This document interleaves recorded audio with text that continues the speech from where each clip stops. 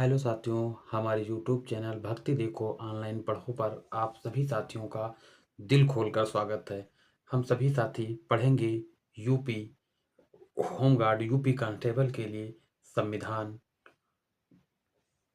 संविधान हम लोग शुरुआत से प्रारंभ कर रहे हैं और हमारी कोशिश रहेगी कि अंत तक पढ़ाएं और आप सभी लोगों को साथ में हम रिवीजन कराते हुए चलेंगे। आइए हम सभी साथियों पढ़ते हैं संविधान।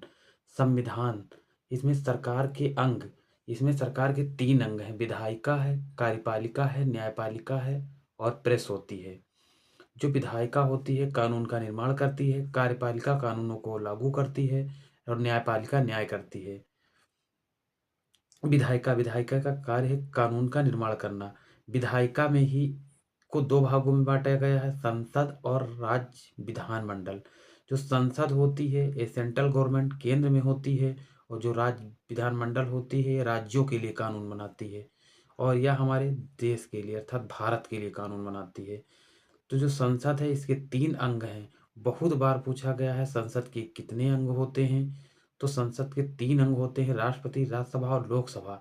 ये पूछे संसद के कितने सदन होते हैं?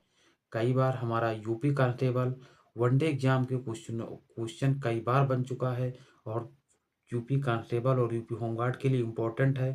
संसद के 2 सदन होते हैं, लोकसभा और राज्यसभा। जो लोकसभा होती है ये भंग हो जाती है लेकिन राज्यसभा कभी भंग नहीं होती और एक स्थायी सदन होता है।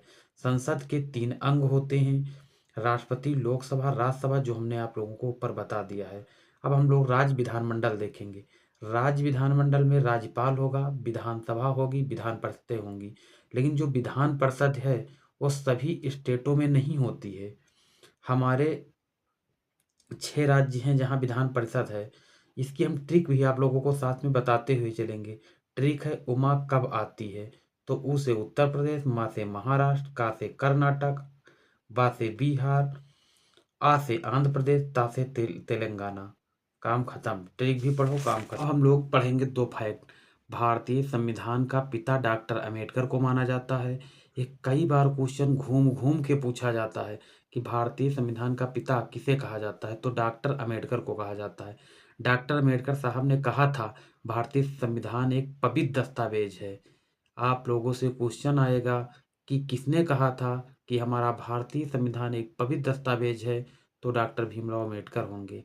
अब हम लोग नेक्स्ट क्लास में पढ़ेंगे संविधान सभा। इसी प्रकार हम लोग आगे की क्लासें करते हुए संविधान को समाप्त करेंगे।